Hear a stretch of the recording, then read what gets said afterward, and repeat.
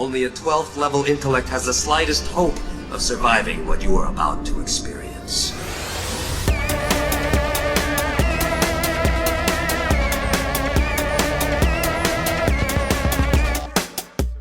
People for some reason call him Darkseid, where like every Wrong. appearance we've ever seen of Darkseid in the cartoons, anime movies, everything, it's been Darkseid. But there's this subculture of people who are just like, it's Darkseid. Maybe someone who's not. listening to this thinks it's Darkseid. We've gotten a couple comments on videos, like we did that Michael Ironside voice casting call video, and yeah, someone said, "Yeah, you're pronouncing it wrong. It's actually Darkseid." I wonder what they're gonna do in the Justice League movie. He's got to appear there at the end, and that'll seal it. That'll be the one. It'll be Darkseid in that one. There was a recent comic. It was one of the Jack Kirby specials that came out recently. It was either Manhunter or Sandman or something like that. But Mark Evanier, I don't know how to say his last name, but wow. Mark was Jack Kirby's assistant back in the 70s in the DC offices, and now he's kind of like the guy who knows everything. Like, he's writing all the biographies and stuff on Jack Kirby. So he was telling a story about how this kid at some convention came up to Kirby and signed something that was talking about like Darkseid and how it's like such a cool name because he's like the seed of darkness spreading through the universe, and Kirby was just like nodding and being like, yeah, exactly, and he didn't feel the need to correct him. He just let the kid keep on thinking. I don't want to ruin trample on his hopes and dreams. Yeah, because it's kind of a good idea. It's a good reasoning to call it that. Yeah. Darkseid sprouting through the universe. I mean, whenever I first started watching the Superman cartoon and we learn his name, I did kind of think before seeing it spelled out, it's like, why are you just calling him the Star Wars thing? Why are you just calling him Darkseid? That's not just be his name is Darth Vader, but it's spelled differently. Yeah, his name is the Force, but it's not spelled. It's with a U. Yeah, and it's the source in Fourth World. Oh my god, you're right. Yeah, maybe. But it's like I before E, except after Darkseid. Which came first? Was Star Wars? Star Wars is probably slightly prior to Fourth World stuff. Oh no, it's got to be close. Fourth World was around the same 70s. time. I think it might have beat it. We're taking a long time to get to the fact that this is the 12th Level Intellects podcast that you're listening to right now. Welcome to it. It's a DC Animated Universe podcast hosted by the Watchtower Database. My name is James Strecker, and this guy is something. I'm Ted Kendrick. That's him. That's me. Before we get into our, you can keep looking up the 70s thing or whatever you were doing. But clickety clack while I'm talking about this. Before we get into our first, I'm just gonna say our main stuff today, I wanted to make a couple little announcements of sorts. If you're like a regular follower of the channel and you're like, hey, what the heck is going on? Why there's just podcast episodes?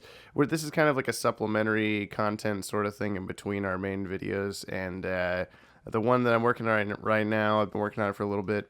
It's about whether or not Wonder Woman has something to do with like a time loop or some sort of mythology in the DCAU that you might not have thought about before. So that'll be coming out in a little bit. Our next Legacies issue is right around the corner. I'm finishing up colors in the next week and a half or so probably. Ted's doing lettering like a madman. And and that's about it. Oh, and if you're like, hey, you talked about doing the Batman Beyond or the Batman and Harley Quinn timeline video, and that hasn't happened yet. That's because there's like a prequel and sequel comic coming out, and we don't want to be like, hey, it's set in this year, and then have the sequel comic be like, it is actually this. So we're going to wait till that's over. It's close to being over. There's maybe 3 more issues left. Mm-hmm. Yeah, they kept pushing back the end of the prequel it comic. Still keeps pushing a week and a week and a week. Is it the last issue? Yeah, it's number 5. Who knows? I don't know what's going on with that. It's been a crazy weird series. Yeah. So anyway, now that's done. We can get on to whatever we're talking about. So yeah, just to answer, the Star Wars came out in May 1977, and Jack Kirby started writing his Fourth World stuff in 1970. Oh, okay. So, then he was way 7 years. Ahead of the game. Yeah, 7 years in advance. Maybe George Lucas took inspiration instead of vice versa. That's possible. Yeah. I mean, he's a pretty nerdy guy. He probably read comic books. Did you see the George Lucas episode of Legends of Tomorrow? Yeah, last season. I just watched that the other day. I kind of liked it. Yeah, it was either good or terrible, and depending on the scene. So it was like as soon as they introduced his name is George, I thought that's where they were going to leave it at. In case you haven't seen it, no, he became central to the plot. Yeah, they go back in time to like late 60s. No, I guess it was early 70s. He's in film school, yeah, and they just throw away line. His name is George. I thought that was going to be it, and I was like, it's George Lucas. That's a funny joke. And then he ends up being like the entire plot of the episode. Right. But yeah, we'll get into more of that later because that's what we're talking about today. Is DC the shows, TV. yeah. You want to do news, or you want me to do news? I'll go first. Okay. So, we got news that there's a new Batman and Scooby-Doo movie, and it's the Batman, the Brave and the Bold version. How long has it been since that show ended? Because I did not watch it as it was happening. It's been a few years. I don't know for sure. I'm gonna see if I can look it up real quick. Because I saw the trailer and all that. 2011. Oh, okay. Oh, so it's about 6 years. 6 years, yeah. Because it leapt out to me as like just they're making another, not like they're bringing back Batman Brave and the Bold finally. Because I didn't watch it.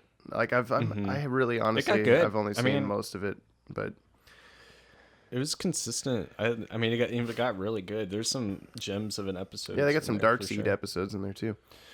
Yeah, a few.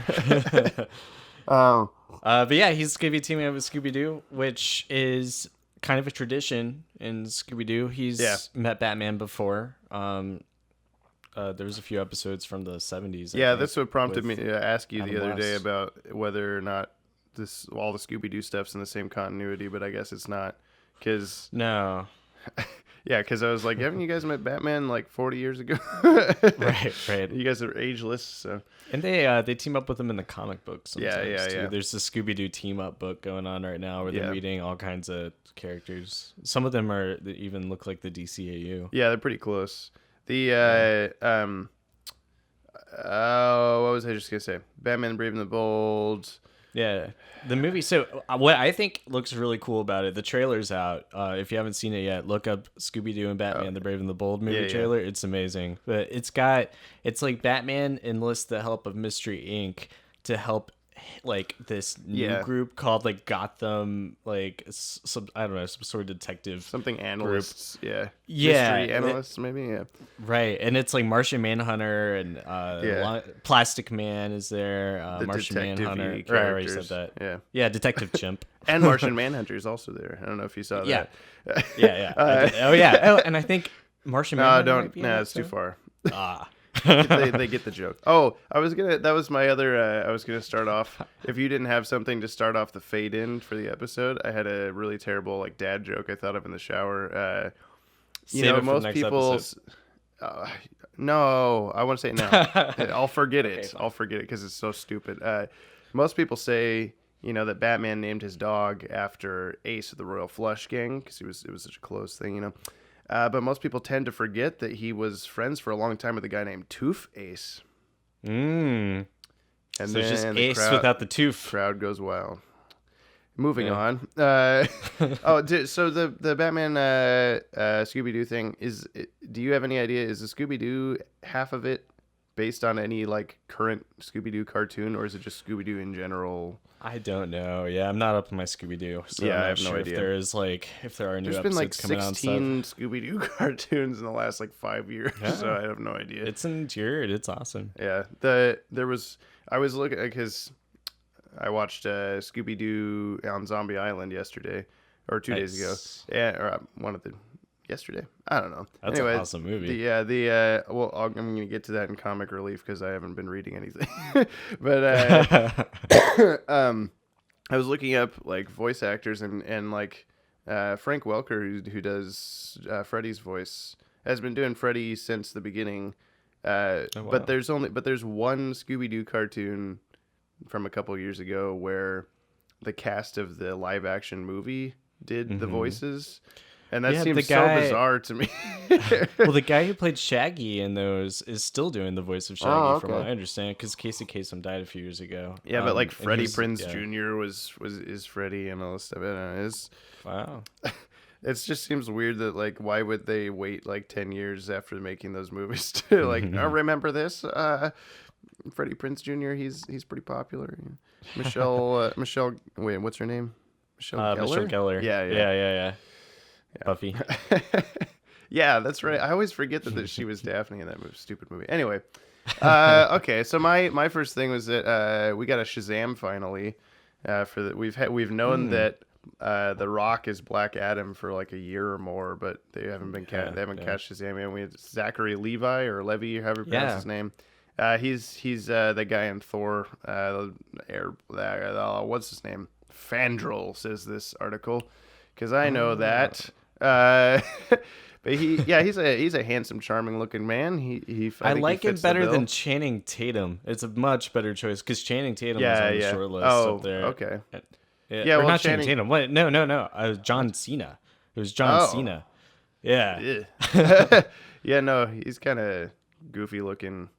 Like this Right? guy's definitely They he both fits the like he fits the just approachable Superman-y like Fleischer Superman. That's how I always imagine Captain Marvel is. He's a very he's what Superman should be, especially in this movie universe where Superman just cries all the time. So That's a good point. Yeah, I like that casting choice. yeah, people are complaining that he's not buff enough, but everybody has to. Gal Gadot, everybody works out. Yeah. But I was thinking about that. Whenever I hear a complaint about someone saying that they're not big enough, I think like, are you looking at like Justice League Unlimited, because those people are like gargantuanly huge. Like Superman is like 12 people wide. Like you're not gonna get that kind of person in real life. So don't expect that. I guess I don't know. Yeah. No, I like it. I think The Rock is an awesome choice for Black Adam. Yeah. But I've read that he might not be in the movie, which doesn't make a lot of sense to me. I thought that I've read some reports for a while saying Shazam wasn't going to be a part of the DCEU, but I don't think that's true at this point. I think it definitely is connected. Yeah. Oh yeah, I see what you're saying. And then like Black Adam might be getting his own solo movie as well. Yeah, and then he also might be facing Superman either in his own movie or Man of Steel 2. Sequel, I have no idea. But there's some sort of Black Adam Superman showdown on the way. I wonder who they're gonna do for like little boy Billy Batson, because they still have to do that. They're just doing this such a slow reveal of who's in this Shazam stuff. Also, I'm more partial to the Captain Marvel name and having Shazam be the old man. Wizard. Yeah, but I understand why they're doing it. I guess because people are like, Captain Marvel, that's Marvel. And Marvel has it copyrighted. Oh, okay. That's a big there thing. You go. Yeah. So DC's never been able to have a Captain Marvel book. Like all the books featuring Captain Marvel are called like The Power of Shazam or something like that. Even in the olden days. Yeah. Okay. Actually, in the olden days, DC, when they were all American comics, they sued Fawcett Comics, who created Captain Marvel, because he was too derivative of Superman. And coincidentally, like years later in the 70s, they ended up like absorbing Fawcett Comics and buying them out. So they've always been kind of, I mean, they were now there's just like pretty mean 60 Supermen back in the just 40s. flying around all the time. Yeah. I had something else about this. So I was just gonna make a stupid joke. So you're saying there's a Batson embargo now? On is there a Batson embargo on the name Captain Marvel? There used to kind of be a Captain Marvel embargo. I'm practicing my dad jokes for the future. So yeah. Well, since Captain Marvel had a TV show for a while, in the 70s, it was kind of a contemporary of Linda. Did he really? Yeah. I've never heard anything about that. It was around the same time as Wonder Woman. So it was look it up. It had obviously a spin-off. Not very popular. There was probably a spin-off. I think it was called The Power of ISIS. So a lot of people Shazam. A lot of people connect like the ISIS character with Shazam, and people remember like ISIS being part of that world, and so it's really like a lot of people are like, oh, how are they gonna deal with ISIS? And I'm a big fan of ISIS. Take that Right? sound bite. And James Strecker says he's a fan of you ISIS. heard it here. Ooh, that'll hurt the channel for sure. Don't say The that. Secrets of ISIS. What is this? Oh, is that what the show is never, called? Yeah, the Secrets of ISIS. Or did you just find their... I've never their heard any of plans? this stuff. Look it up if you're listening to this, because you probably haven't heard of it either. This is ridiculous. Oh, yeah. He looks so cheap. I'm sorry. It was 1975. So yeah, got it was the a little spin-off flowers of on that his Captain cape. Marvel show. This is very 70s, yeah. And what was the Captain Marvel Well, show okay, I'll have to called? look at more. I'll have to look at that more It later. was just called Shazam. Yeah. Yeah. Well, there's a related TV show, The Secrets of ISIS. We'll have to watch an episode and review it next time. Yeah, that's definitely something people are wanting to hear about. Probably. Let us know. Comment if you want us to It only watch lasted 2 years, so I guess that makes sense. How Yeah. long? Well, actually, did this last Oh, you longer know they're than bringing Wonder Woman? her... They're supposed to bring in that character into the Legends of Tomorrow this season. Like, the current season of Legends of Tomorrow is supposed to feature the ISIS character. Oh, you're right. Yeah. Yeah. Oh no. Okay, Wonder Woman ran for 4 years. For some reason, I was thinking that Wonder Woman was like only a couple of years long, and I was about to be like, did Shazam actually run longer than Wonder Woman? Okay. You move on from this. Well, yeah, I got another piece of news. So Tim Burton is composing the score Damn for it! the Justice League That movie. was mine. Oh, That's okay. we doubled We can up. both talk about it. That's okay. That's cool. Yeah, so he said that he's using his Batman Mm-hmm. 89 theme in the movie, which I think is cool, but I also think that, like, I mean, I'm of the mind that it's awesome for these characters to have their own theme songs. Yeah. I love a good theme song that you can associate. Like, the DCAU did that so well. Yeah. Nothing is better than the Shirley Walker Batman Yeah. theme, except for maybe the Danny Elfman Batman Yes. theme. They're so close. Yeah, because the Danny Elfman Yeah. Batman theme is almost the same thing, and we've listened to it as the Batman animated series intro. Exactly. Yeah.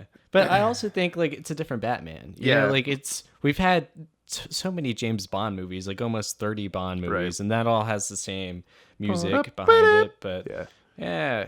So it's like, I understand it and I like it, and I think they're going to use bits of John Williams' Superman theme in the movie as well. Yeah. But I also think, like, it's a different version. It'd be cool to hear a different take. Yeah, so I had an article up because I hadn't actually I knew this was happening, but I hadn't read any like details about it. And this comicbook.com article I'm looking at about it, it has a little video where it's actually like, it's only like 20 seconds, but it's Danny Elfman talking about the interviewers asking him, so you're going to be using Hans Zimmer's Batman theme, right? And he's like, what? No, I'm using the Batman theme. Like he's kind of arrogant about it, but in a funny way. Like there's only one Batman theme. It's mine. And I guess hearing about this originally, I was hoping I like it when they sneak it in a little sneaky way, because they're like I bet that's how they're gonna do it. Well, but I don't know, because I guess I'll have to just either. wait and see it, obviously. But the like in the Dark Knight, I think there's a piece that has like ba-da-da-da, ba-da-da-da, and then it goes ba-da-da-da, and those are the same notes as, I'm gonna sing it really terribly, but those are the same notes as the original Batman theme, and it's like so subtle, but if you listen for it, it's like, oh, there it is. But something tells me that since he's scoring the whole movie and like he used that and that's his theme and everything, that there's just going to be some scene where Batman walks on and it's just going to be I'm like, God damn it, he's just going to be on the rooftop looking sad as hell, and then you're just going to hear this trumpets and all this stuff. I don't know. Sorry, what are you gonna hear again? What? He goes, what is run. it that you- I actually really enjoyed hearing that in Injustice 2. There's a part where they just play like the rhythm, but not the actual notes. They just play like what I just sang. I'm not going to do it again. But anyway, I definitely prefer a superhero theme I can hum. I've mentioned that several times in different mediums, but the like the John Williams Superman, Danny Elfman Batman, even the I guess I'll say the Wonder Woman theme from the Linda Carter show, even though that's cheesy as hell, but it's still something think you the can trick go, is- ba-da-ba-da-ba-da-ba-da. Yeah. But you got to be able to say the name of the character Right, with the yeah. song. So it's like Superman. Yeah, hey, you that's know? the cartoon. Yeah. Yeah. Look, and this exactly. guy, fucking Superman. Yeah, there's a... Yeah, I used to have lyrics to the Batman animated series intro when I was like 10. I'm not going to sing them now, even though I still remember all of them. The ending of it when he's on a building. So, yeah. That's great. It was basically just whatever happening at the time. I think part of it was he punched that guy or something. So, You gotta watch an episode and Snapchat it to me. Yeah. I'll re-download Snapchat just to hear that. I can't remember the intro. There was something funny when the Batmobile turns on, but I can't remember what it like. Every time I go like, it was something right here. I don't know. You're gonna watch the episode. It's just I'll just get a couple. Yeah, I'll watch. God, you're making me watch Batman. I had this my homework And now. the Secrets of ISIS. Yeah. You have to watch everything. See, now I kind of do have to, because I had no idea this existed. I have to now too. I've never watched an episode. Okay, coming back to this. So he's going to use John Williams' Superman theme. He's going to use the Batman theme. Do you think we'll hear any of the other ones? We're gonna hear the Wonder Woman theme, but like the new one, you know? Yeah, but like in this video, he's very adamant that he's not using the Batman vs Superman Batman theme, which I understand because it's not really a theme. It's just triplets over and over again. Like it's nothing. It's just sounds. But the Wonder Woman That's a theme. great reason why not to do it. Yeah, but everyone loves the new Wonder Woman theme, so I hope that he does use it. It'll be there. Yeah. She's like carrying the DCU Yeah. right now. So they're definitely like, I'm sure all those reshoots they did is like to, you know, Oh shit! Everyone loves Wonder Woman. her. Yeah. That's something that's. I just want to see this goddamn movie so I can know if it's good or not, because I have such waning faith in this universe. So, Yeah. Well, let's not talk about that. Yeah. Let's talk about the CW universe. Yeah, don't. You want to do our main don't even topic? get me started. Yeah. This topic today comes from our man Trey on Patreon. He sent us a bunch of suggestions. He wants us to do, quote, a discussion of the DC TV universe characters and how they're handled in the episodes when it comes to characters, plot, fillers, etc. He says, Trey says, I personally enjoyed Flash for the first 2 seasons. There were a few things I felt were handled in a weird way because it was on the CW, such as the romance. I felt the other shows had a few good episodes, but most of the time it feels like a show about people who happen to be superheroes as opposed to a superhero show. I can kind of agree with that. That's totally my problem with the CW. Yeah. But you know that going into it, it's like, well, it's a CW. Yeah, That's well, what they do. Yeah, so Superhero soap operas.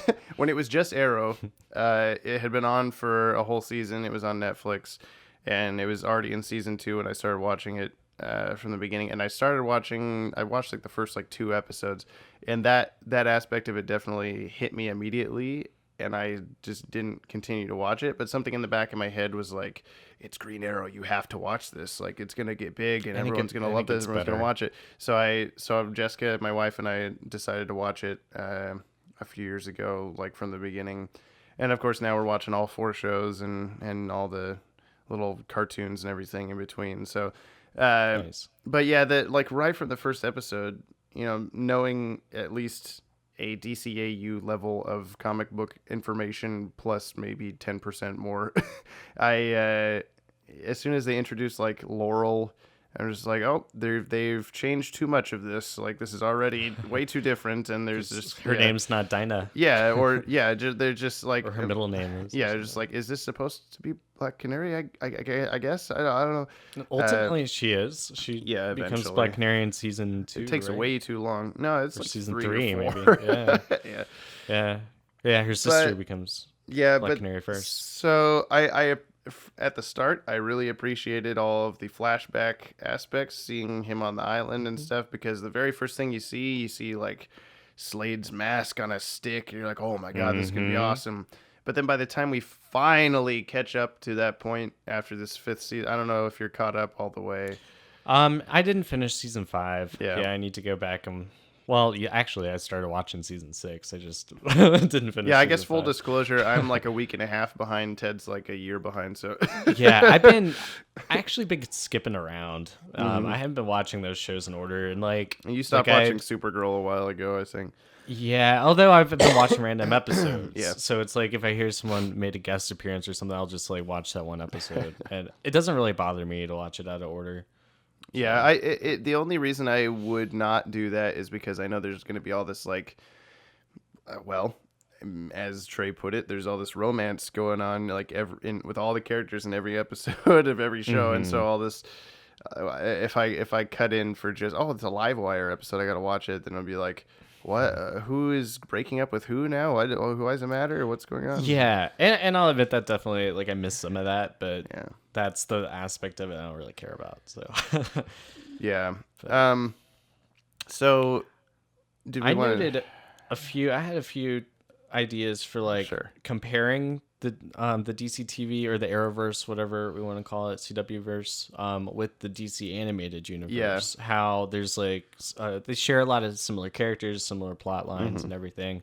Some of that, I guess we should say there's a lot of differences between these universes too, and I think the main one is there's no Batman in the CW world. They're maybe in the Supergirl universe, but they're not tied. Yeah, they're like parallel worlds of each other. Yeah, we haven't seen him in the last Arrow episode. He blatantly drops a Bruce Wayne mention. Oh, really? Yeah.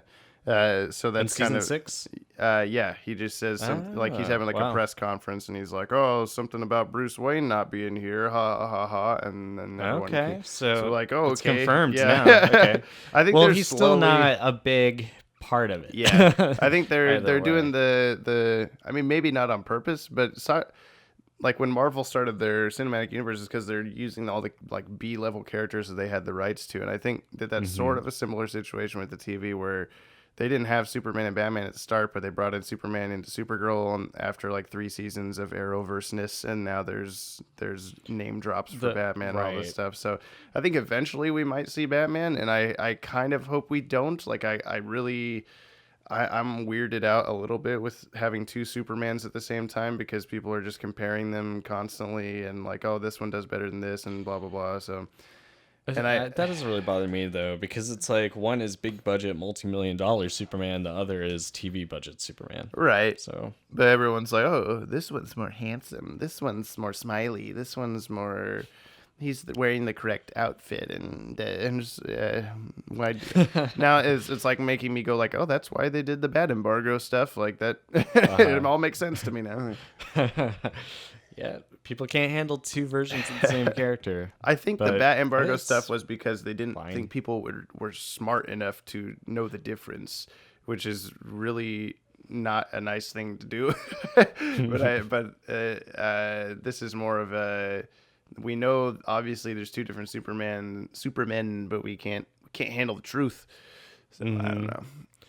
Well, some other differences is we've got Barry Allen in the CW world. He's our Flash, and in the DCAU, it's always been Wally West. Yeah, there's been a few, kind of Easter eggs about Barry Allen, but none of them have been like, this is Barry Allen, and he's a main character. Yeah. Since Wally was like the '90s Flash, that's my Flash. So when I knew basically nothing about Barry Allen as a character until this show, and maybe that's not a good thing, because from what I've heard, he's pretty different from what he is in the comics. But I mean, in the comics, Barry Allen was he was the first like Silver Age hero from DC, like created in the mid to late 50s, and he was always just like a nice guy, just like a police lab scientist, like white collar.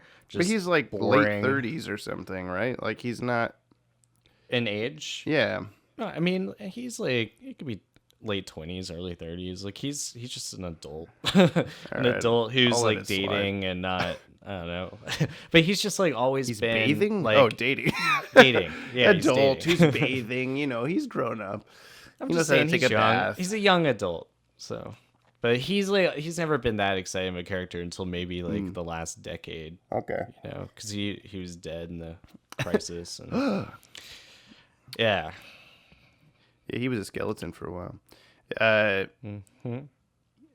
We've got Arrow. I think Arrow is a big difference. And so like in CW, we've got Team Arrow now. Like he's surrounded himself with allies like Mr. Terrific and Ragman and people like that. But like in the cartoons in JLU, we see an Initiation. He's super just like, I want to work alone. I want to protect the little guy. He doesn't have a team. You know, like later he pairs up with Black Canary, but that's one of the inside its own universe. The Arrowverse, CW-verse, or Berlantaverse is very like not contradicting, but Arrow is a lot more grounded than the rest of them. The other, as soon as the Flash comes in, it's like, okay, there's actual superheroes, there's actual magic and blah blah blah. Like there's season 4 of Arrow with Damien Dark. It has all the magic and Constantine and dark matter and all this stuff, and so that was kind of like I think they've admitted that was a little too far with the Arrow show, and they kind of honed it back a little bit. But it's always weird for me to watch an episode of Arrow where they reference that kind of stuff, and it just suddenly is such a different world. Like the last episode I watched, I think it's a cut from a couple weeks ago. They're dealing with the Black Siren stuff still from the other Laurel. Is that how they've retained that actress as a recurring character? Yeah. Okay. Forget her name. Yeah, let's Cassidy? kill her, Katie but Cassidy we still want to give her money. Yeah. But they're talking about like Detective Lance has a hard time shooting her, or holding her at gunpoint because it's his daughter. Like, I can't do it. That's my little girl and all this stuff, and they have to keep being like, no, it's not. She's from a parallel dimension. She's from Earth 2 or whatever. And as soon as they start talking about that stuff, you're just like, what the fuck is it? Like, this is DC Flash. Comics. Yeah, I know, but this show has always been about Arrow's archers and like ninjas and stuff, and as soon as they bring in all this other stuff to just Arrow, like when they do it with the crossovers, it works just fine because it's more of a Justice League-y kind of thing. But I don't know, it just bothers me for that 5 minutes that happens every episode. I mean, that stuff happens in Gotham City, like in Batman and stuff too, but it's always weird. Like Batman. Yeah, it's just not what you would think of in a typical Batman story. Yeah, well, like if you're a street level hero, if you're just reading a Batman comic, like it's gonna be like Riddler and Joker and gangsters and Tommy guns and car chases and all this stuff. And then as soon as he teams up with Flash or Superman or somebody, that's when all the aliens and portals and all that stuff come in. But when it's just Arrow, I want it to just be Arrow. Maybe that's just me. I don't know. No, that's fair. But what do you think? Oh, go. That's okay. Yeah. They've also adapted like a few stories too. Like I was thinking of the crossover that launched Legends of Tomorrow, about the Hawk people and Vandal Savage. Yeah. It's really similar to what they did on JLU with Ancient History, but substituting Shadow Thief for Vandal Savage. Was Hathset, was the character of Hathset a thing before JLU? Okay. Yeah, he's always been a thing, like he's the same sort of role, like betrayed them, and he's been immortal with them. Because they made him Vandal Savage, like reincarnate in this. I don't know. Right. But in JLU, he was Shadow Thief. Yeah. And in many of the comics, he was. Actually, no, he was not. Well. You're led to believe he is, but Shadow Thief is just Carter Hall's like inner demons or whatever. That's right. Jesus. Well, yeah. Writer of Legacies of the DCAU, everyone. I'm just kidding. Hey, maybe it was in the comics that it was Shadow Thief because they do the same thing. Well, he's voiced in the cartoon. He's voiced by Hector Elizondo, who does Krager in Starcross. So I think you're kind of led to believe that that's who he is, the like counterpart of. Even though Herotalik is not involved in any of that reincarnation stuff, but it's so why would he be? But at the same time, I don't know. That's just something, that you pick up on when you're a genius like me. A 12th level intellect. yeah, exactly. That's the name of the podcast. Oh my goodness. Mark one off my bingo sheet. Yeah. Free space for if you say 12th level intellects in the 12th level intellects podcast. Well, I'm gonna do an info dump. Drinking There game. were a bunch of other villains and heroes who appeared on the shows from the DCAU. Villains I can think of off the top of my head were Vandal Savage, Ra's al Ghul, Captain Cold, Dr. Alchemy. Yeah. Like they were all major characters. We had like the Thinker and Clock King. You're talking about ones that are also in DCAU. Yeah. Even if we've seen them just, because in JLU the last season we had just like they started just introducing everybody. Yeah, the Legion of Doom. Yeah. Yeah. Essentially. Yeah. And same with the heroes, like the Justice League when they expanded, like we had people like the Atom and Huntress Sand. and Vixen. Yeah, Sand. Stargirl has been a big part of Legends of Tomorrow. Yeah. Well, she was in it. Yeah. And then like obviously Martian Manhunter being a big part of Supergirl. Vixen. Mm-hmm. And they even had Carl Lumbly did a guest appearance in I Supergirl. just watched that episode a couple days ago. He's Jean's father this time. Yep. Is that right? Nice. He was cool. definitely not putting on his Jean voice. He was just in Carl Lumbly theatrical actor mode. Okay. Could But you still catch it? yeah, no, it's obvious. I think that's probably something they did just for that reason, just to stick him in. Yeah. Of course. And he plays Jean's father, and it's a little awkward at first because they have like a 5-minute conversation as CGI Martians, and it's just really hard to look at because the CGI for the Martian faces it's TV level CGI. It's the budget that's spread across 4 shows at this point. So it's just like okay, and eventually Carl Lumbly goes like, I know that your people enjoy or they prefer to speak to each other in like a face they can understand. So I'll transform into Carl Lumbly so that we don't have to keep doing CGI Martian face. And they're like, okay, thank you, Jesus. That's great. But yeah, that was kind of cool. Yeah, have you watched any of the Black Lightning show yet? Did it start? So there's your answer. I don't know either. But it's another Berlanti production, but I don't know if it's going to be tied into the No, I don't think other it shows. is. Okay. I think it's I read that they cast Grace, an actress to play Grace Choi recently, and she was a member of the Outsiders in the early 2000s. Okay. Yeah. So it makes like Black Lightning's always been like a staple member of the Outsiders team. So it makes me think like maybe they might bring Katana or Metamorpho or characters like that into Black Lightning. It's possible if they go the Outsiders. Yeah, that could be cool. Do a like promotional image of them all standing looking at the camera with their arms crossed like yeah. I like the Outsiders.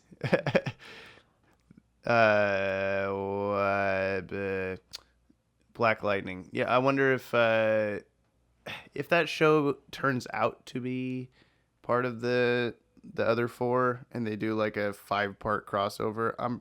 I think that's where I'm going to draw the line and just not watch. Why? What's your problem with that? Black Lightning's awesome. It seems like from everything I've seen in the show, they've done a really good job of adapting his character. And he's somebody who's also suffered from an embargo over the years. I'm already watching 4 shows, Ted. Well, I'm just watching random episodes. I know you are. I'm not you. I don't have to go back and watch all of Black Lightning again to enjoy that crossover. Okay. No, I'm going to watch the crossover. I'm just saying it's not... That's what caused me to watch Supergirl in the first place, was I knew that the Flash Supergirl episode was going to happen, and so like, that's I how have to they watch get you. Supergirl. Yeah, I know. That's how they get me specifically. Like even with the comic books, I have to get all the like Metal. I'm getting all the tie-ins and all this stuff because they just take Is my it time money. to transition in comic relief? No, not quite. No? Okay. I had a couple other things I wanted to talk about. I think Arrow is the most CW of the CW shows. I had this thought in mind while watching Legends last night because I'm trying to catch up, and I've just watched the second to most recent episode of Legends. But the that whole show is like pretty much an original idea based on like we brought in all of these supporting superheroes to Arrow and Flash, and we don't know what to do with them anymore. We can't keep writing episodes for them, so just put them in their own show, and that's fine with me. It's like this weird little like almost Justice League of like B-level Justice League members, but the that show is not really, to me, it never feels like a CW weird WB romance, whenever, like, was Buffy? It did for me in the first season. The first season with like Hawkgirl, Okay, like I every other guess. episode, she'd be like, destined to fall in love with Hawkman, but no, the Atom. Yeah, but that's no, true. But Hawkman, but no. I mean, they all have that to an extent. Was Buffy the Vampire Slayer, was that a WB show? I don't believe so, but I could be wrong. Maybe I'm thinking of like Ally McBeal or something. There's all these weird, like when you're in like elementary school and you only have like 5 TV channels and one of them is whatever local Warner Brothers. It was Warner Buffy Brothers. was. Okay, yeah, because that's how Arrow. Arrow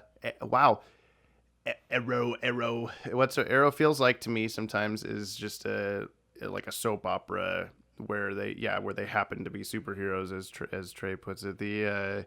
I mean, that's comics in general for you, though. It's always been that way. Yeah, well, It's just been disguised as a soap opera. And I was thinking like episodic. a lot of the criticisms that people have with that stuff, or with problems they have with the movies or anything like that. If you read just any random comic, well, maybe not anyone, but most comics have the same problems, but they're not problems when you're reading them in a little word bubble. Like someone says a line that's like, "Oh, we have to reset the hyperdrive for the midichlorians." You mean technobabble? Well, yeah, there's that, and then there's also just like, "No, Barry, come back to me," or something. Doesn't look weird, and then you hear Iris say it on the show, and you're like, "Ah, Jesus, calm down. It's fine. He'll be back in the next episode. It's fine." That's just people taking a lesson from like George Lucas Star Wars Episode 3 script writing class. Yeah. or 2 with the "I hate sand." Anakin, you're breaking my heart. Yeah, God. Yeah. From my perspective, the Jedi are evil. That's some good dialogue. It really is. Yeah. But okay, yeah, I mean, so for the most part, I enjoy the CW shows. I keep watching them all the time. Some little thing keeps bringing me back. They're not terrible. They're good. Yeah. I mean, we could have a lot worse, and it's still really cool to like turn on the TV and be like, this is a show like about the Atom. And Nixon and yeah, we're in an era from the comics of that being just a thing that like that's cool. I was just talking to Adam, who writes our music for promotional stuff. He was telling me shout out to Adam. Yeah, Adam Mullen, AdamMullenMusic.com. Oh no, wait, I guess it's oh my gosh, I'm gonna forget his Don't thing. go to AdamMullenMusic.com. There's nothing there. It's musica-atomica.com, I think. Anyway. Oh boy. He was telling me recently his girlfriend bought him a t-shirt that she told him had the Flash on it, and so he was excited for it, and then he got the shirt and it had the Avengers on it, and he was like, what I thought you said you got me a shirt with the Flash on it, and she points to the Flash and it's like, he's right here, and it was Iron Man. And so he's like, oh boy. Oh no. And I told him, like, so you dumped her right then and there, right? I'm just kidding. It was a good try. I was like, it's probably still a cool shirt, but yeah, we live in a world now where, for the most part, people just know who these characters are in a general sort of way. I think a lot of people think that the word Marvel just describes comic books because of the movies, because they're like the movie. Like I'm just gonna say a lot of my family members, if they're asking me about Batman stuff or something, they'll be like, "Oh, did you catch up on the Marvel da-da-da?" And I'll be like, that's not what that means. It's not just a word. It's a company. I don't know. There's still a bit of what do you want to call it? Naivete in that area, but it's more popular than it ever has been, I think. So yeah, well, maybe. I mean, back in the 60s, like, there were so many kids reading comics all the time, so True. It was a lot more in the public eye then. And like, we started getting our first cartoons back then, and like Yeah, but Batman you don't was on TV. You wouldn't Then we have got seen Wonder like all Woman. the you wouldn't have seen all the like trucker bros picking up comics. All those guys go to like Thor and Captain America and stuff. So Maybe not. I don't know. maybe I they were wasn't in alive secret. They're like, yeah, I like girls, and then they just go grab a Batman comic.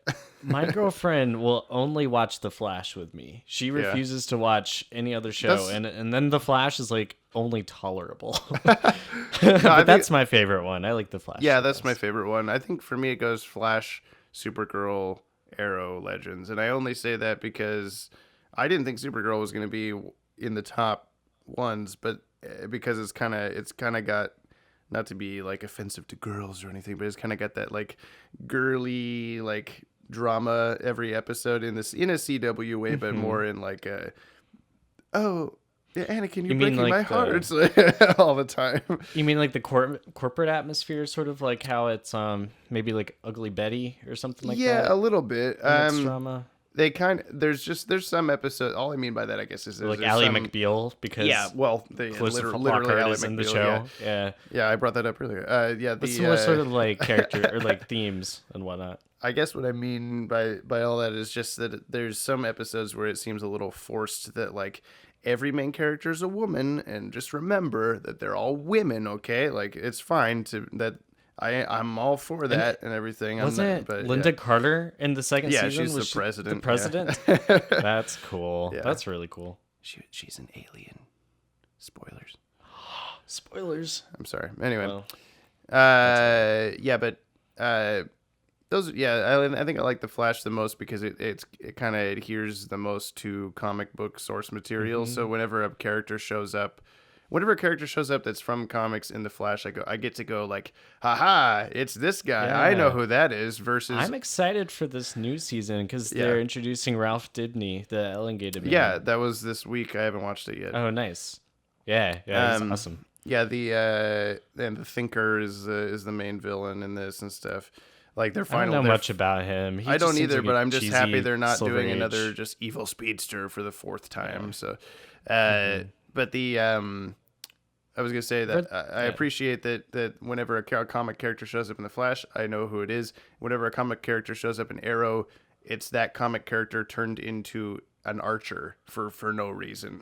Like Prometheus. Prometheus. Yeah. Talia is an archer. They dropped the ball with Prometheus. I loved the comic version created by Grant Morrison and Mark Millar, because he's got like this helmet with it's like a crown and stuff. Yeah, and it's like programmed to give him the fighting abilities of like the world's 10 best martial artists. Like people like Batman or Richard Dragon are on that disc. I would have been totally okay with what they did with him if they just didn't have him be that character. If he was just a new character or something, I don't know. It was just, I guess he would have looked stupid just maybe in real life with a little crown and a purple cape and all this stuff. Again, I didn't finish that season, but was it revealed that he's like the son of some guy that Arrow killed in season 1? Yeah, well, that's they find that out like mid-season. Yeah, spoilers. You don't. That doesn't give away who it actually is. They figure that out pretty quickly, but they still don't know who is behind the mask.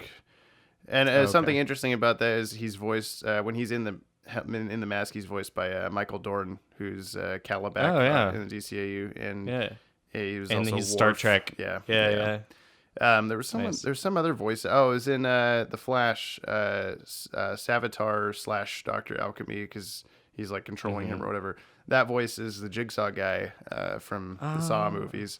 So he's just like automatically like this weird Flash. I want to play a game.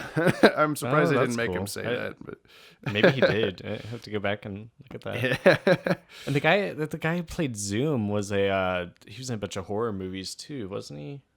You mean the voice or the guy that's actually him? Yeah. I mean hold on, I'll tell you who it is. Maybe. It is Teddy Sears. Wait, no, that was the guy who played Jay Garrick.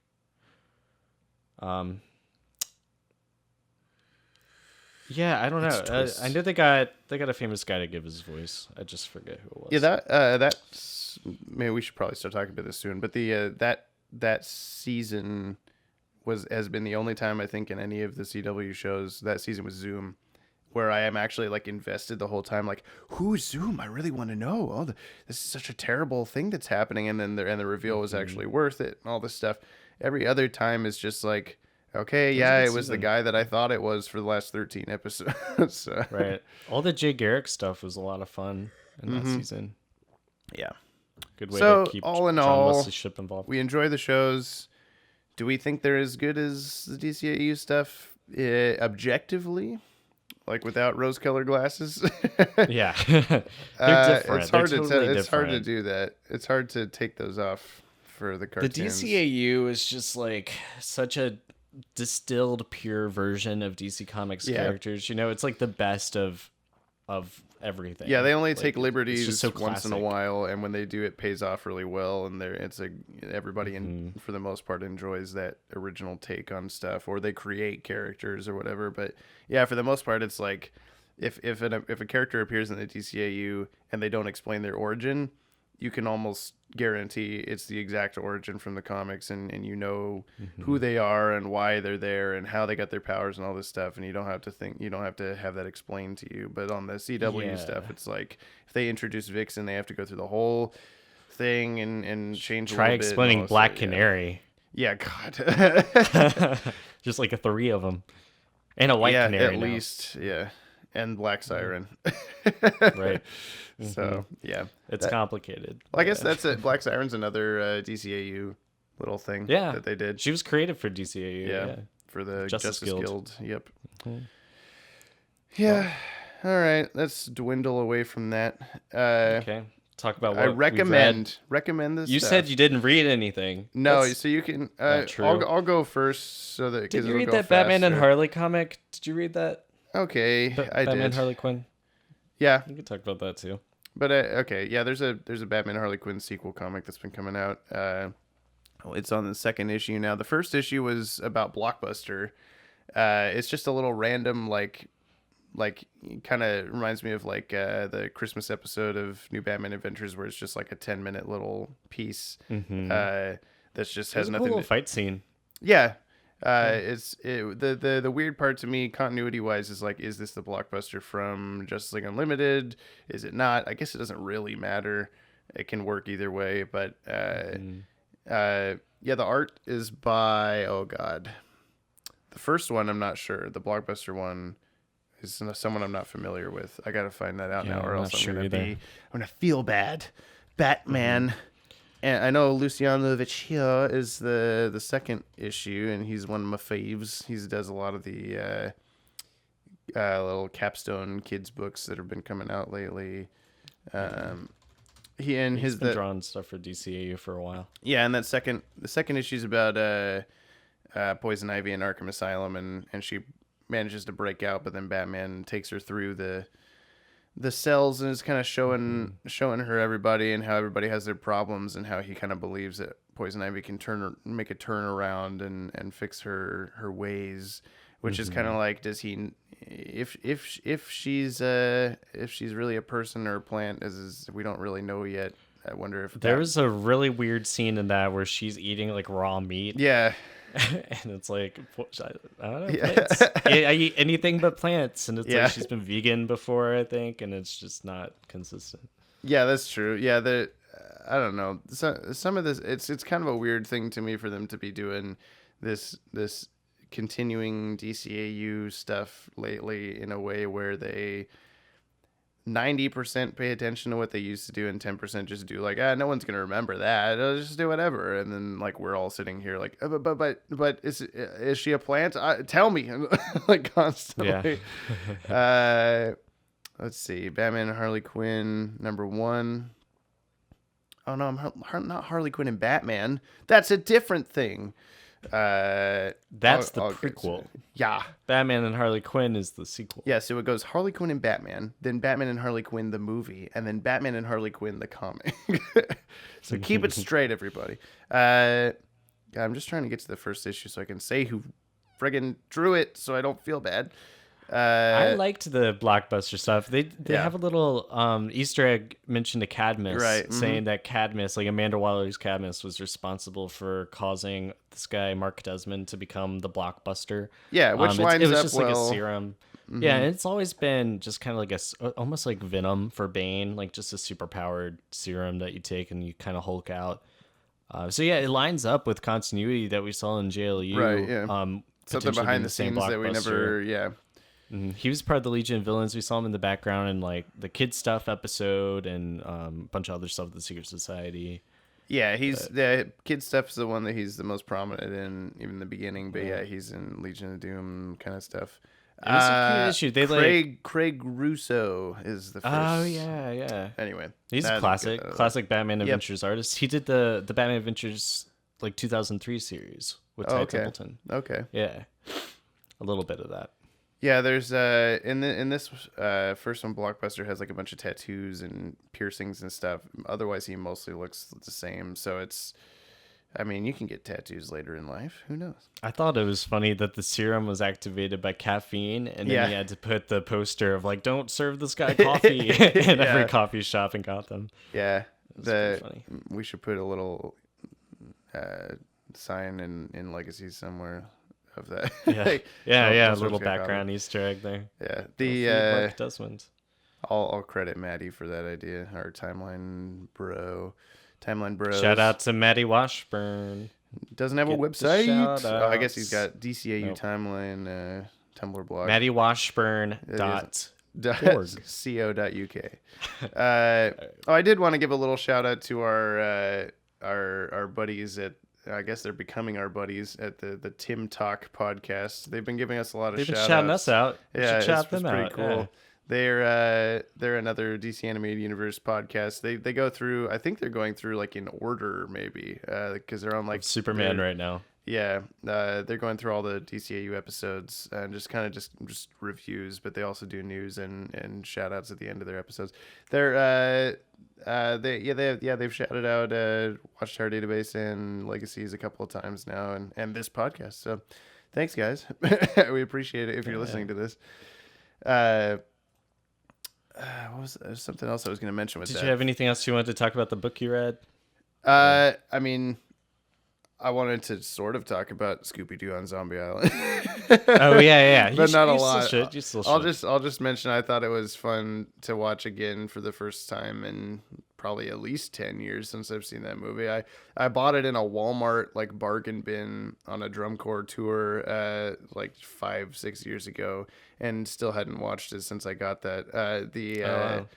The animation, it's 1998. The animation holds up. It reminds me a lot of like Sub-Zero or like Superman episodes from that era because it's Warner Brothers and it might even be the same like overseas animation studios that did it because it's very reminiscent. Those Scooby-Doo designs have always sort of reminded me of like almost Bruce Timm style. They're just barely not like the facial features are pretty different, but the like hands and body types and all that stuff are pretty similar. Yeah. I had completely forgotten that. I all I remembered is there's zombies and they're actual zombies, and like I remember that's what I liked about it. It was like, oh, usually it's just guys with masks, but these are real monsters. But I had completely forgotten that the ending is like there's these cat creatures that have been summoning the zombies. Zombie cats, yeah. Did not remember that at all, and that was like what when it happened. Although I thought it was pretty funny that what's her name? I want to say it's Adrienne Barbeau or Andrea Barbeau. She does the voice of Catwoman. Yeah, Adrienne Barbeau. On Batman the Animated Series, she is the main like cat lady in this movie. Oh, really? And I never knew that, so that's a cool little Easter egg. That's on purpose. I'm sure it was, yeah. And her like assistant lady is Tara Strong, Batgirl, and Billy and other things. Cool. So, yeah, and there were a bunch of DCAU voice actors in this movie because I spent half the movie, of course, just looking at my phone, finding out who's who and and trivia and stuff. And there's Mark Hamill is the like cross-eyed fisherman guy with a big pig. I don't know if that makes any sense, what I just said, but yeah, he has like 2 scenes, and all he just says like, "Yeah, get off my boat," but that's it's just Mark Hamill. They paid him for like 5 minutes to come into the studio, but that's great. Yeah, it was interesting seeing that kind of stuff. It's just the right like era for all those voice actors to be just around the Warner Brothers studio. They probably just pulled them out of a Batman recording or something. So, but it was fun. I'm not a huge Scooby-Doo fan, but I definitely watched that like time period of movies. There was that one. We just figured out it was called Scooby-Doo and the Cyber Chase or whatever. I remember that one. There was one before that. It was, I think, the witches, something about witches. Yeah. There was like, See, I expected this, like, for some reason I expected this witch rock band to show up in Zombie Island. They never did, and so I was like, oh, that must be from something else. It was the next one. Yeah. Whatever. Yeah. That was called. There's some werewolf one too, but those ones all ended up being a guy in a mask. Like and I'm pretty sure like there wasn't some actual curse. That's why I still like the Zombie Island one the best, I think. And it's just like it's in that older, like it's not digitally colored, it's cell shaded and everything. Like it's still like it makes me nostalgic just looking at it, even though I don't think I maybe watched it twice in my life. So nice. Anyway, that was something makes I me did. Watch it. Yeah, I've been reading No Country for Old Men, but we don't need to talk about that. That sounds intense. Yeah, the movie's awesome. Yeah. Well, I read a book yesterday on the Batman White Knight #1. I just picked that up, but I haven't read it yet. Oh, it's awesome. I was going to tell you got to read it. Okay. You're going to love it. So I will try not to spoil it too much for you here. Issue #2 just came out yesterday as well, I believe. So I need to. Yeah, my shop had issue #2 on the shelf, and then one right next to it, even though it didn't come out the same week. But they were like, you want to read both of these? So. Yeah. Oh, it's awesome. Sean Murphy is one of my favorite artists. He does a really cool kind of kinetic art style. He's really, really sketchy. Does a lot of high contrast, like. Not afraid to go dark with. So since I haven't read it, let me try to guess what it's about based on what I've heard, and you can tell me. Sure. So, from what I understand, it starts out normal, like Batman and Joker, or Batman and Joker, and then Joker's all like, "You're a guy that you'd be doing bad stuff if you were me," and he's like, "No, I wouldn't," and he injects him with some kind of like he makes him sane, something like that. The Joker becomes sane. Because Batman wants to see if he would be a hero if he was. Is this correct? You're close. Okay. You're close. So Joker steals a scooter and goes on a like. That's the main. He's on like a joyride through Gotham City.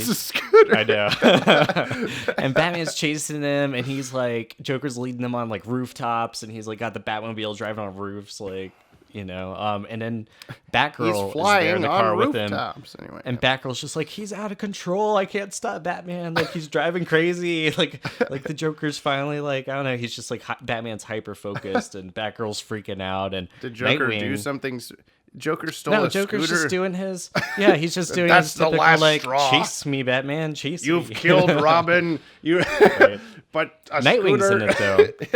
And what I think is really cool is Nightwing, Batgirl, like they both are very similar to their Batman animated series color palettes. Okay. Like it's very much like Batgirl's black and yellow, Nightwing's guy is like blue. I don't know. Like it looks great. Like it's very reminiscent of BTAS. Well, I look forward to reading it.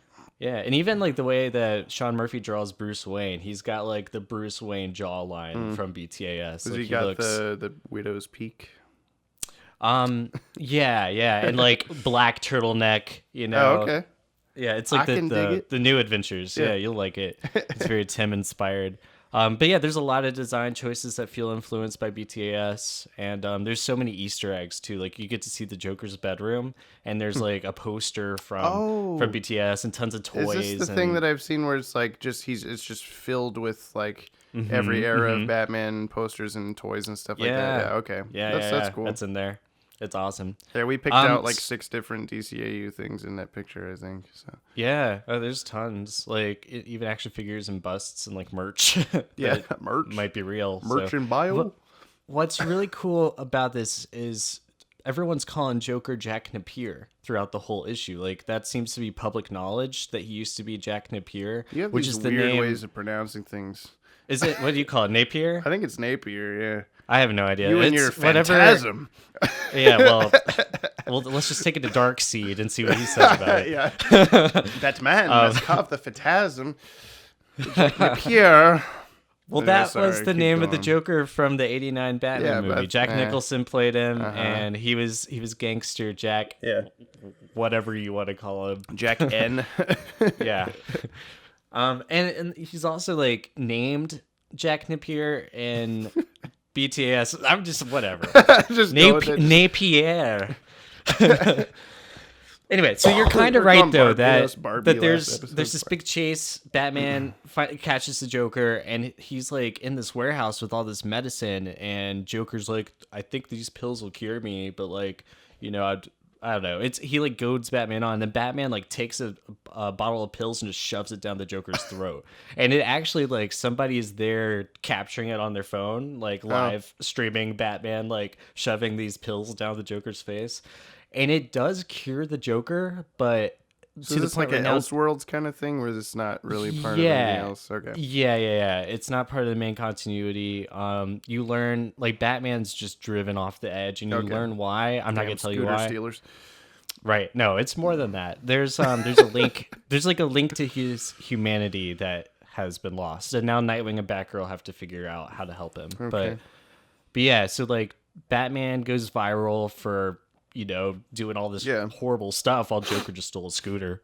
That's all Joker did. He just stole a scooter. And Batman like almost ran over people, went through a construction zone, like drove his car on roofs, shoved pills down this guy's face. They've switched like roles, sort of. Yeah, except Joker does become sane after the pills, and he spends the next night like awake all night in Arkham Library doing law research and putting together a case where Jack is trying to incriminate Gotham City Police Department for being an accessory to Batman's violence. So he's like put together this hard like legal case against GCPD now that he's super sane. And so it ends with him being like, I'm taking you to court. Yeah. Because I know that. Yeah, that's a pretty innocent, formidable opponent, I guess, if you're the Joker, but you're also not crazy and murdering people. Like he's a very intelligent man. Oh yeah, and you see it on damage. full display in this book. It was amazing. You're gonna love it. I can't wait to hear what you think of it. Yeah, I'll just read it as soon as we're done talking. Yeah. Yeah, it's definitely it wasn't on my like. I was like, oh, maybe I'll read that, and then I went to pick up the latest metal like Batman the Whatever tie-in, and then I was like, oh, it's right here, right next to it. They must want me to get this. Yeah, I only read it yesterday, and I was gonna tell you, like, in our talk today, I don't have any money. I should probably buy this. Yeah. It's only 8 issues. It's part 1 of 8. Yeah, and that's it. So,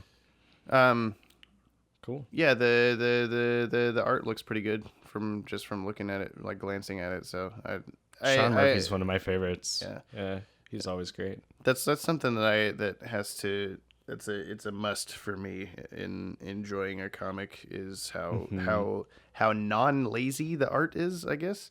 And I'm not necessarily referring to the Harley Quinn and Batman thing, but I'm talking about like I like Manipool a lot. I like Luciano's stuff, and I like mostly there's just some very like stylized, but in a clean way. So I don't like it when I'm reading. People are gonna hate me for saying this, but I don't really like reading the Dark Knight stuff because it's just weird looking. The Frank Miller stuff. Yeah, like because he's drawing it. I don't know. I guess the Frank first one, Miller's the first art one's okay. style is pretty weird. Yeah, the first I like the first one because it's the first one, but the second and third strikes. Yeah, it's so bizarre. Like it's like he's gone. The third insane. one's good. The third one is Andy Kubert, who's done Batman R.I.P. and stuff like that's good. But the second They told one's, him, like, no, you don't get to draw this.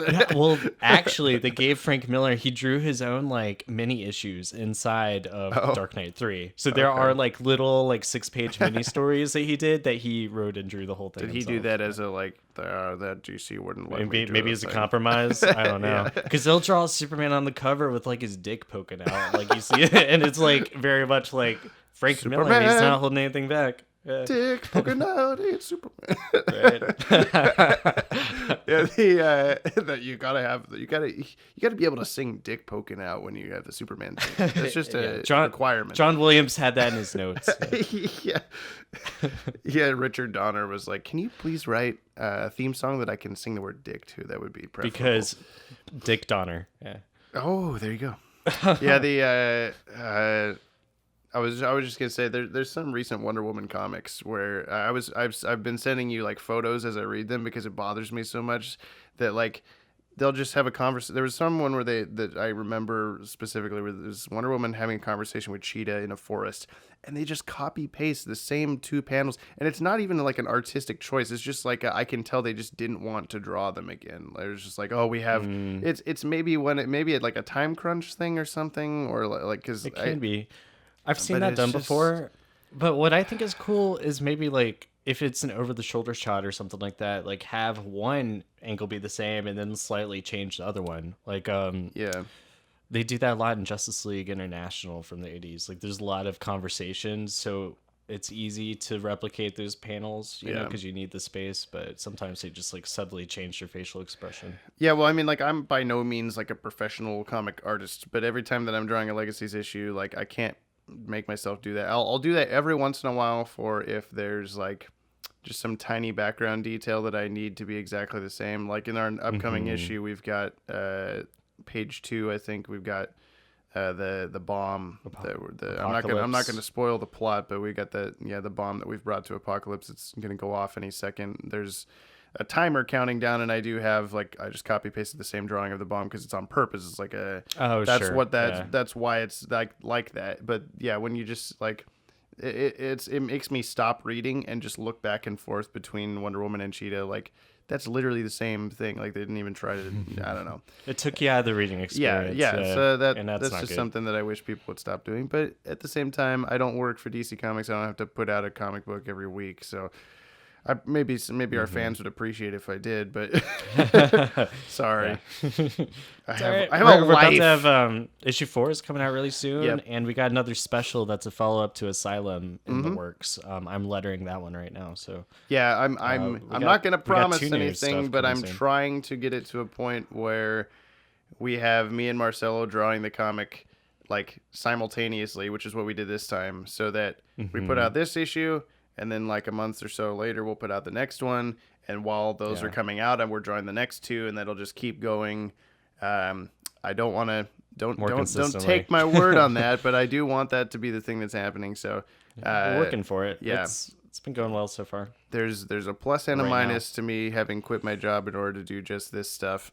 The plus is that might be better. The minus is that I had to eat Jack in the Box yesterday, but whatever. We'll figure it out. Well, it's been fun. Yeah, it's another episode. We got to wrap this up because we talked quite a while. If you want to find us on the interwebs, we're at DCAU Watchtower on Facebook, Twitter, and Instagram. That's how Ted probably pronounces Instagram. That's how I say it. Instagram. You can email us. Because you're in like a stag and a ram. So that's why they call it that. There's stags and rams. Don't listen to this guy. He's got more dad jokes than I do. Father of 2 the seeds cats. Of darkness reaching out in the universe. All right. Messing up all the words. Email us if you want to at info@DCAU or info@watchtowerdatabase.com. There it is. And we'll take your suggestions for episodes. We'll answer questions you want to throw our way. I don't think we got any for this episode. We just had the tray suggestions for for today's topic. So that was a good one. From our Patreon page. Go through. Yeah, patreon.com/JTS Entertainment. If you want to allow me to eat less Jack in the Box, that'd be nice. We just got a couple new patrons recently. Shout out to Ulrich. He's a buddy of mine in Corvallis, Oregon. He just gave us $15 recently. He's a good man. I enjoy all his Ricks, and he's the Rick and Morty Rick Collective, all in one man. Wow! And the Council of Ricks. Yeah, his name is Ulrich, so that was the joke there.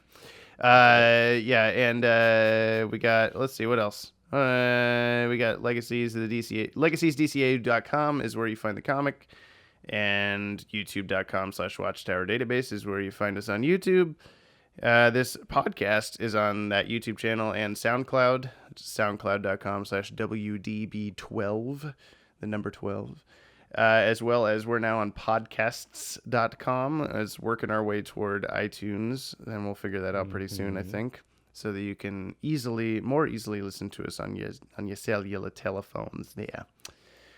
You got anything else you want to say before I hit the stop button on this good old boy? I am all good. All right. Well, thanks, everybody. We'll talk again soon. See you in 2 weeks. Yeah, we'll be every other Monday. Goodbye. Have a nice day. I love you. Bye.